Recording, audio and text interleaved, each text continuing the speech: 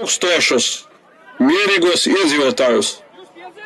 Tā ieskaitā 39,835 bērnus un 330 Čudovas pilsētā, Ļeņingradas apgabalā.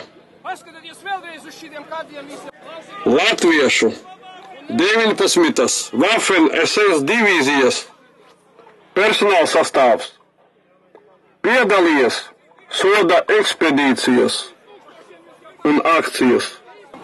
21. janvārī Gluhājas sādža šķūni ieslēdza un nošāva 200 cilvēkus. www.mixnews.lv. Мультимедийный информационный портал.